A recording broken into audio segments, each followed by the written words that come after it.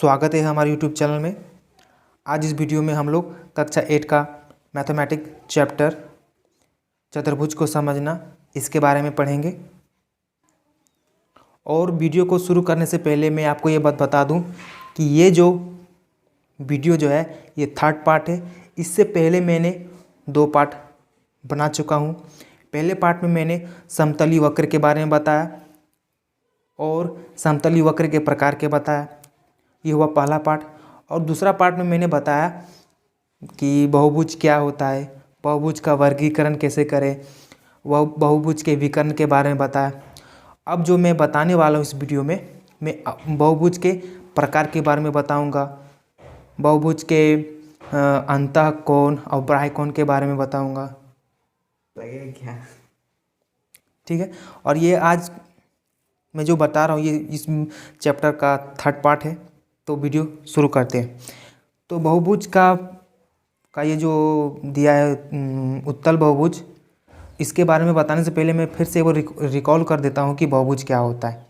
ठीक है, तो चलिए तो बहुभुज के बारे में थोड़ा जान लेते हैं। तो बहुभुज क्या होता है? तो किसी भी आकृति को जो है बहुभुज तब कहेंगे जब वो क्या होगा कि रेखाखंड के जरिए वो क्या हो, पूरी तरह से वो बंद हो। जैसे कि ये मैंने यहाँ पर जो बनाया है ये आकृति, ये इसको क्या बोल सकते हैं? इसको जो है हम लोग इसको बहुभुज बोल सकते हैं, इसको भी बोल सकते हैं। लेकिन वो क्या होना चाहिए, रेखाखंड के जरिए वो क्या होना चाहिए, सरल बंद वक्र बनना चाहिए। ठीक है, उसी को बहुभुज कहते हैं। अब हम लोग बहुभुज के प्रकार के बारे में बताएंगे। तो सबसे पहले यहाँ पर जो है वो है अवतल बहुभुज। क्या है? तो अवतल बहुभुज। तो अवतल बहुभुज किसे कहेंगे? अवतल बहुभुज किसे कहेंगे? ठीक है, तो अवतल बहुभुज में क्या होता है कि जैसे कि ये हमने क्या किया, बहुभुज लिए, तो इस बहुभुज के अंदर जितने सारे विकर्ण होंगे, अगर इसके अंदर रहा ये बहुभुज के अंदर, तो वो क्या कहलाएगा? उत्तल बहुभुज, है ना। देखिए ये जो मैंने इसमें क्या किया, एक चतुर्भुज लिया है कि नहीं, चतुर्भुज लिए, उसमें जितने सारे विकर्ण हैं वो क्या है, इस बहुभुज के अंदर है कि नहीं, तो इसी को क्या कहेंगे? उत्तल बहुभुज। तो देखिए डिफिनेशन कुछ इस प्रकार लिखा हुआ है कि जिस बहुभुज के सभी विकर्ण पूरी तरह बहुभुज के अंतःभाग में अवस्थित हो उसे उत्तल बहुभुज कहते हैं। ठीक है, और उत्तल बहुभुज का कुछ और थोड़ा सा कुछ मैं इसके बारे में बताना चाहता हूँ कि इसके जो अंतःकोण जो होते हैं वो क्या होते हैं, 180 से 180 डिग्री से क्या होते हैं, कम होते हैं, है ना। 180 से कम होते हैं, मतलब कि 70 डिग्री होगा, 150 डिग्री होगा, 120 डिग्री होगा, लेकिन 100 से अधिक डिग्री नहीं होगा। ठीक है, अब आगे चलते हैं।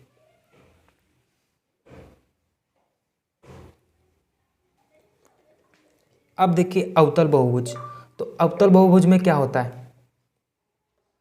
अवतल बहुभुज क्या होता है कि अवतल बहुभुज में क्या होगा कि अगर एक भी विकर्ण बहुभुज से बाहर हो, देखिए यहाँ पर मैंने ये जो आकृति यहाँ लिखा है बहुभुज का, जिसे यहाँ छापा है, उसका एक विकर्ण क्या यहाँ पर बाहर है, इसमें भी बाहर है, तो ये क्या होगा कि उत्तल बहुभुज नहीं होगा, अवतल बहुभुज होगा। एक भी विकर्ण बहुभुज के अगर बाहर रहा तो वो क्या होगा, अवतल बहुभुज होगा। देखिए डिफिनेशन कुछ इस प्रकार यहाँ है, जिस बहुभुज के एक भी विकर्ण बहुभुज के बाहर भाग में हो तो उसे अवतल बहुभुज कहते हैं। ठीक है, आपको डिफिनेशन भी समझ में आ गया।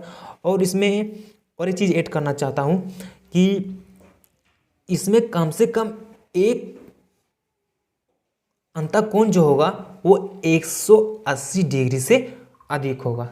ठीक है ना। देखिए यहाँ पर मैं आपको बताना चाहता हूँ,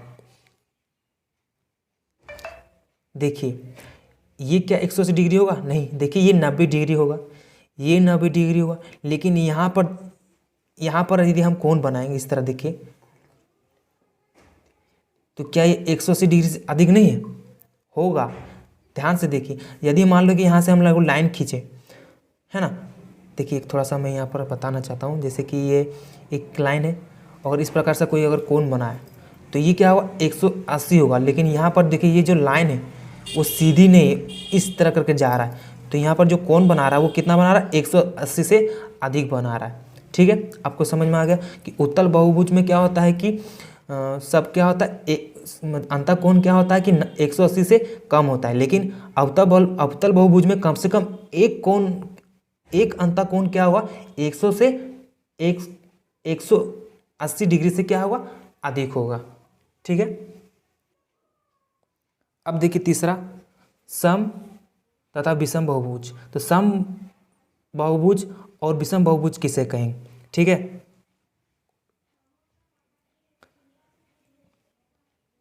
कॉपी थोड़ा टेढ़ा हो गया, मैं सीधा करता हूँ। देखिए समबाहुभुज किसे कहेंगे कि समबाहुभुज में क्या होता है कि सभी भुजाएं और सभी कोण क्या होता है, आपस में क्या होता है, बराबर होगा। देखिए उसका उदाहरण कुछ दिया है यहाँ पर, वर्ग दिया है, सम बाहु त्रिभुज दिया है ना। ये सब क्या होता है कि भुजाएं, चारों भुजाएं और चारों कोण आपस में क्या होते हैं, बराबर होते हैं। ठीक है। देखिए यहाँ पर आपको पूरा नोट्स नहीं दिख रहा होगा, देख लीजिए। ठीक है। देखिए यहाँ पर कुछ इस पर लिखा है कि जिस बहुभुज, मैंने दो बहुभुज, जिस बहुभुज की सभी भुजाएं एवं सभी कोण बराबर होते हैं उसे समबाहुभुज कहते हैं। ठीक है। इसका डिफिनेशन कुछ इस प्रकार है। अब विषम बहुभुज में क्या होता है वो आप देख लीजिए यहाँ पर कि विषम बहुभुज में क्या होगा कि चारों भुजाएं आपस में क्या होगा, बराबर नहीं होगा और ना ही कोण बराबर होगा। देखिए यहाँ पर ये आकृति जो देख रहे हैं वो क्या है, आयत है। इसमें क्या होता है कि आमने सामने की भुजाएं बराबर होता है, लेकिन चारों भुजाएं क्या है, आपस में बराबर नहीं होते और इसमें भी कोण में भी बराबर नहीं होंगे। ठीक है। यहाँ पर जो समकोण जो दिया है ये भी क्या होता है, ये चारों भुजाएं क्या होता है, आपस में बराबर नहीं होती है और कोण भी क्या होते हैं, अलग अलग होते हैं। ठीक है। अब देखिए मैंने उधर क्या किया, बहुभुज के प्रकार के बारे में बताया। अब मैं यह बताऊंगा कि बहुभुज के अंतः तथा बाह्य कोणों का गुणधर्म बताऊंगा, है ना। तो सबसे पहले मैं आपको बताऊंगा कि बहुभुज के अंतः कोणों का गुणधर्म। ठीक है। सबका अलग अलग होता है अंतः कोणों का, अंतः कोण। ठीक है। देखिए त्रिभुज का अलग होगा। त्रिभुज में क्या होता है कि त्रिभुज के अंतः कोणों का योग कितना होता है, 180 डिग्री होता है ना। कितना होता है, 180 डिग्री। मतलब यहाँ पर ये जो बोल रहा है कि अंतः कोण मतलब अंदर वाला, अंदर वाला कोण, है ना, मतलब कि अंदर वाला कोण। तो इसको लिखने का तरीका कुछ इस प्रकार होता है कि इस तरह लिख सकते हैं, कोण एंगल ए प्लस कोण एंगल बी प्लस कोण एंगल सी बराबर 180 डिग्री। तो ये जो 180 डिग्री जो हुआ वो किससे हुआ, लिखेंगे त्रिभुज के अंतः कोणों से। यहाँ पर जो मैंने त्रिभुज का सिंबल दिया है तो आप यहाँ पर लिख भी सकते हैं कि त्रिभुज के अंतः कोणों से। ठीक है। आप देखिए यदि यहाँ पर एक के जरिए लिखना नहीं चाहते, अगर आप चाहते हैं कि 1 2 3 के जरिए कौन लिखना चाहते हैं तो इस तरह भी लिख सकते हैं। यहाँ पर आपको नाम देना पड़ेगा 1 2 3, यहाँ से भी स्टार्ट कर सकते हैं 1 2 3, यहाँ से भी स्टार्ट कर सकते हैं 1 2 3, कहीं से भी स्टार्ट कर सकते हैं। लेकिन अब लिखने का तरीका कुछ इस प्रकार होता है, आप लिखेंगे कोण एंगल 1 प्लस कोण एंगल 2 प्लस कोण एंगल 3 बराबर 180 डिग्री। कहाँ से लिखें, त्रिभुज के अंतः कोण से। ये लिखने का तरीका होता है। लेकिन मैं आपको बोलूँगा कि ये जो है ना आपको याद कर लेना है। ठीक है। मैं आपको लिखने का तरीका, ये जो यहाँ लिखा हुआ है, मैं आपको जब क्वेश्चन को सॉल्व करूँगा वहाँ पर मैं भी आपको बता दूंगा। तो देखिए यहाँ पर जो लिखा है कि त्रिभुज के अंतः कोणों का योग 180 डिग्री होता है, ये आप याद कर लें। ठीक है। अब देखिए चतुर्भुज के अंतः कोणों का योग कितना होता है, 360 डिग्री होता है। ठीक है। देखिए अब लिखने का तरीका जो है, अब जब हिसाब बनाएंगे तो इस तरह को लिखना पड़ेगा कि कोण एंगल ए प्लस कोण एंगल बी प्लस कोण एंगल सी प्लस कोण डी बराबर 360 डिग्री। कहाँ से मैंने लिखा, ये चतुर्भुज के अंतः कोणों से। तो सेम टू सेम अगर हम 1 2 3 के जरिए लिखना चाहेंगे कोण तो हम इस तरह लिखेंगे। ठीक है। लेकिन यहाँ पर देखिए 360 लिखा है, यदि हम इसको यहाँ से अगर विकर्ण खींचेंगे तो यहाँ पर 2 त्रिभुज हो रहा है कि नहीं। तो और हम जानते हैं कि त्रिभुज का तीनों कोणों को योग कितना होता है, अंतः कोण 180 डिग्री। तो इधर भी 180 डिग्री, इधर भी 180 डिग्री। तो 200 और 180 से गुना करें तो कितना हो, 360 होगा। ये ट्रिक है याद करने का, है ना। अगर चाहेंगे तो याद कर लीजिए या ट्रिक के जरिए आप इसको बनाएं। अब आगे चलते हैं। अब थर्ड देखिए, थर्ड में क्या है, पंचभुज के अंतः कोणों का योग। इसमें कितना होता है, 540 डिग्री, है ना। तो अब जब हिसाब बनाएंगे तो लिखने का तरीका कुछ इस प्रकार होता है। आप देख लीजिए, वीडियो बहुत लंबा जा रहा है, मैं आप थोड़ा शॉर्ट में बताऊंगा। ठीक है। अब देखिए पंचभुज को अंतः कोणों का योग 540 डिग्री होता है, आप इसको याद कर लीजिए। षष्ठभुज के अंतःकोणों का योग कितना होता है? 720 डिग्री, आप ये याद कर लीजिएगा। और लिखने का तरीका कुछ इस प्रकार है, ठीक है। यहाँ तक हो गया। ये जितने सारे मैंने बताया, ये कोण, अंतःकोण, ये सिर्फ अंतःकोणों का कोण का योग है।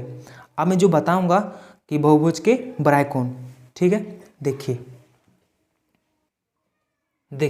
बहुभुज के बराह कोणों का गुणधर्म। बहुभुज में बराह कोण क्या होता है कि कितने भी भुजा हो, या दो भुजा हो, सॉरी दो भुजा तो होगा ही नहीं बहुभुज में, 3 भुजा या 4 भुजा या 5 भुजा या षष्ठ भुजा हो, उनके बराह कोणों का योग जो होता है वो 360 डिग्री होता है। चाहे वो त्रिभुज हो या चतुर्भुज हो या पंचभुज हो या षष्ठभुज हो, तो बराह कोणों का योग कितना होगा? 360 डिग्री। लेकिन हम बराह कोण कैसे बनाएंगे? तो याद रखिए, यदि हम इधर से बढ़ा रहे हैं, मतलब क्लॉक की वाइज, घड़ी के क्लॉक वाइज की दिशा में, तो क्या करेंगे? इस भुजा को बढ़ाएंगे, फिर इधर से इस भुजा को बढ़ाएंगे, फिर इस भुजा को बढ़ाएंगे, तो यहाँ से कोण बनेगा नहीं बनेगा। यदि हम एंटी क्लॉक वाइज के बनाएंगे, घड़ी की विपरीत दिशा में, तो अगर इस तरह के इस भुजा को बढ़ाएंगे, इधर बढ़ाएंगे, इधर बढ़ाएंगे, है ना। तो देखिए सब में अलग अलग कोण आ रहा है कि नहीं। इसमें हम घड़ी की दिशा में अगर हम भुजा को बढ़ाएं तो यहाँ कोण बना, और घड़ी के विपरीत दिशा में बनाए तो यहाँ कोण बना, है ना। तो ये सब क्या है? बराह कोण है। तो ये सब बराह कोणों का योग कितना होता है? 360 डिग्री होता है। देखिए चतुर्भुज में भी देखिए बराह कोण कैसे बनाए, क्लॉक वाइज, ये एंटी क्लॉक वाइज के जरिए मैंने ये सब कोण बनाए, ये क्लॉक वाइज के जरिए में ये मैंने कोण बनाए, ठीक है। ये हुआ बहुभुज के बराह कोणों का योग। अब मैं आपको बताऊँगा रेखिक योग, ताकि जो मैं आपको एक्सरसाइज बताऊँगा प्रश्नावली 11.1 वो आपको आसानी से बन जाए, ठीक है। देखिए रेखिक युग्म का डिफिनेशन कुछ इस प्रकार होता है। जब कोई किरण किसी रेखा पर खड़ी हो तो इस प्रकार दो कोणों का योग कितना होता है? 180 डिग्री होता है। देखिए ये क्या है? रेखा है। यदि इस पर कोई किरण इस पर खड़ा होगा तो यहाँ पर दो कोण बन रहा है कि नहीं? तो ये दोनों कोणों का योग कितना होगा? 180 डिग्री। तो ये जो मैंने लिखा है कोणांगल 1 प्लस कोणांगल 2 बराबर 180 डिग्री, तो ये किसके जरिए मैंने लिखा है? रेखिक युग्म से, ठीक है। अब देखिए मैंने इसका एक एग्जांपल मैंने यहाँ पर बनाया है ना। देखिए यहाँ पर क्या है? किरण है और रेखा है। तो इस कोण का मान दे दिया 120 डिग्री, और इस कोण का मान कुछ नहीं, इसका निकालना है ना। भले मैंने यहाँ पर किरण को सीधा खींचा है, सीधा खींचने पर यहाँ पर 90 डिग्री बनता है, लेकिन आप थोड़ा क्या कीजिएगा कि ये जो किरण को थोड़ा टेढ़ा कर लीजिएगा, नहीं तो इधर कर लीजिएगा, इधर करेंगे तो क्या हुआ? ये कोण का मान ज़्यादा होगा इधर पर जाने पर। अब देखिए मैंने क्या किसको कैसे सॉल्व किया। मैंने ये लिखा कोणांगल 1 प्लस कोणांगल 2 बराबर 180 डिग्री। एक कैसे आया 180 डिग्री? रेखिक युग्म से, ठीक है। अब देखिए